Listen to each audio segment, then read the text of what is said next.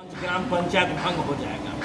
इसलिए सरकार एक 213 अनुच्छेद 213 संविधान का आर्टिकल 213 एवं 243 के तहत एक अध्यादेश लाया गया है कि जब तक अगला इलेक्शन नहीं होता है तब तक न्यू अमेंडमेंट जो है सो ही काम करेगा। और ये काम करेगा, एडवाइजरी कमेटी कॉन्स्टिट्यूट किया गया है, दैट इज इलीगल। वो वॉइड है और इलीगल है, अवैध है। चूँकि संविधान परमिट नहीं करता है कि किसी भी आप परामर्शी समिति या एडवाइजरी कमेटी या सलाहकार समिति अपनी नियुक्त कर सकें। इसलिए सरकार का फैसला के अध्यादेश जो बिहार अध्यादेश नियम 03/2021 जो लाया गया है वो गलत है। इसी को माननीय पटना उच्च न्यायालय में एक रीट याचिका के तहत हमारे द्वारा फाइल किया गया है भारतीय पंचायत राज पार्टी के तरफ से। चूँकि भारतीय पंचायती राज पार्टी के राष्ट्रीय सचिव हैं और माननीय पटना उच्च न्यायालय में हाईकोर्ट में वकालत करते हैं और इसी के संदर्भ में हम वकील हैं इस केस में। संभवतः इसकी सुनवाई सोमवार के दिन निर्धारित की गई। आप लोग क्या चाहते हैं, क्या मांगते हैं? हम चाहते हैं कि जब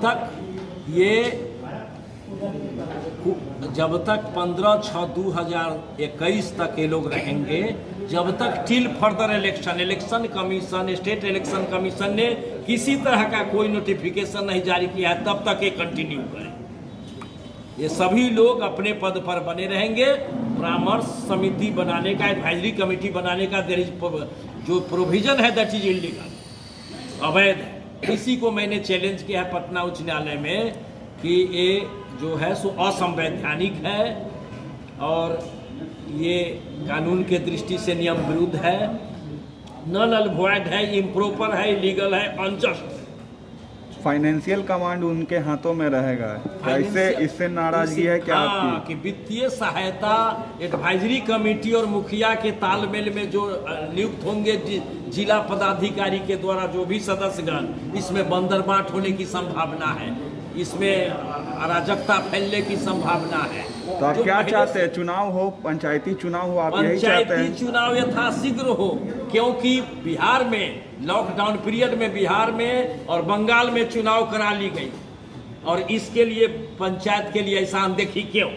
थर्ड वेव का ये संभावना जताया जा रहा था, इसीलिए ऐसा किया गया होगा। कोई ये जो अरेंजमेंट किया गया है व्यवस्था, वैकल्पिक व्यवस्था, ये अनैतिक है, संविधान परमिट नहीं करता। बिहार में विधानसभा चुनाव के अनैतिक नहीं होता है, वो संभव हो जाता है लॉकडाउन के अंदर। बंगाल में विधानसभा चुनाव लॉकडाउन के अंदर नैतिक होता है। उत्तर प्रदेश में पंचायत चुनाव लॉकडाउन के अंदर ये होता है। तो हम तो ये कह रहे हैं कि जब तक आपको इलेक्शन कमीशन को या स्थिति सामान्य नहीं होती है तब तक जो पदेन है वो अपने पदों पर बने रहे, यही हमारी मांग है और ये उचित है।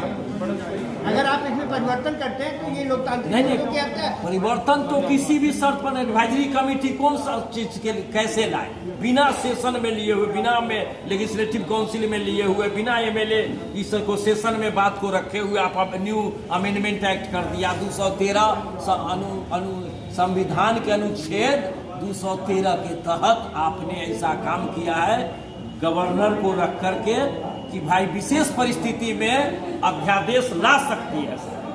लेकिन हम लोगों ने गांव में कुछ मुखिया से बात किया तो उनके पक्ष में कि चलो गवर्नमेंट ने जो किया वो सही किया, सही नहीं, अनैतिक काम अब कल ले आइएगा किसी तरह का अध्यादेश कि हम ही पद पर बने रहेंगे, हम अध्यादेश लाते हैं। अभी लॉकडाउन पीरियड है, इसका क्या माने है? अध्यादेश का कोई सीमा नहीं है, लेकिन अमेंडमेंट परमिट नहीं करता है, ये अमेंडमेंट नहीं परमिट करता है 243 में। सबसे बड़ी बात है कि जो गांधी जी की परिकल्पना थी पंचायत राज की, उस कल्पना के विरुद्ध ये लोग जा रहे हैं। और ये जो पंचायत जो परामर्श संगठन बनाया गया है, ये बहुत ही लूट खसोट का रास्ता है।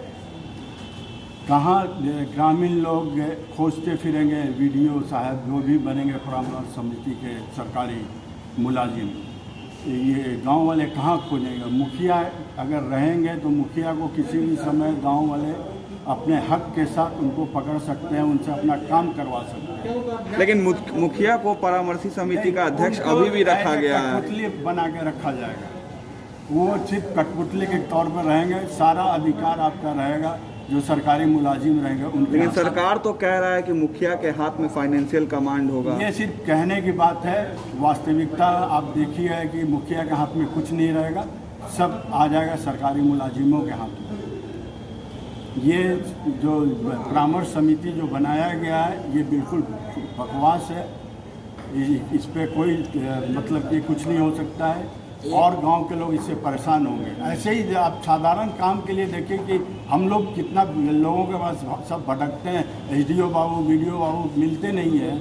जब ये समिति बन जाएगी तो कहाँ कहाँ लोग खोजते चलेंगे, कब ये लोग परामर्श समिति का बैठक होगी, क्या होगा कैसे लोगों का काम आगे बढ़ेगा। मुखिया से तो लोग आसानी से कभी भी किसी भी समय जाकर अपना काम करवा सकते हैं। सबसे बड़ी चीज़ है कि डेमोक्रेटिक सेटअप जो ग्राम पंचायत का था उसको इन्होंने भंग कर दिया। उसका जो ओरिजिनल सेटअप है उसको भंग कर दिया।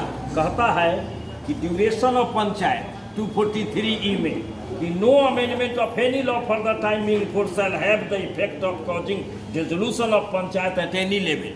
किसी भी स्तर पर अमेंडमेंट नहीं होगा, इसलिए एडवाइजरी कमेटी का बनाना इलीगल है, संविधान परमिट नहीं करता।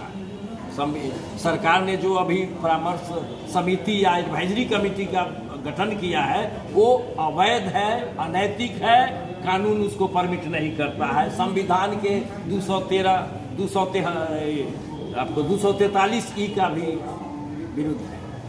नियम विरुद्ध कोई भी परामर्श समिति चाहे सरकार का कोई भी निर्णय, राज्यपाल जो एक पावर एक्सरसाइज किए हैं 213 में, वो भी अनैतिक है। सर क्या लगता है कोर्ट का अगर फैसला आपके पक्ष में आता है तो सरकार इसको निरस्त करेगी? निरस्त होगा। इलीगल अरेंजमेंट और इलीगल कोई भी order can not be sustain in the I of law.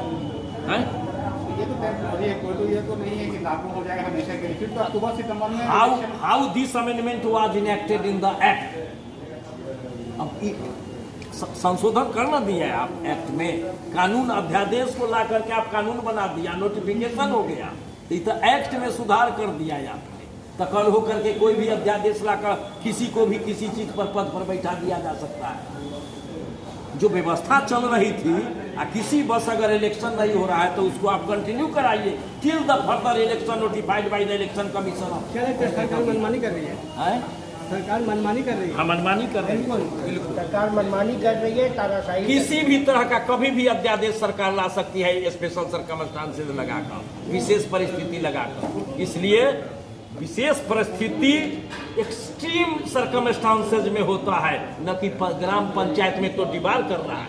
243E debar करता है कि no amendment at any cost में be apply to in the gram panchayat constitution. Why amendment was made by the state government? That is illegal. के बाद आंदोलन कीजिएगा क्या इसके खिलाफ? नहीं, हम कर रहे हैं इसको लेके आगे आंदोलन करने का भी आपका प्रोग्राम है?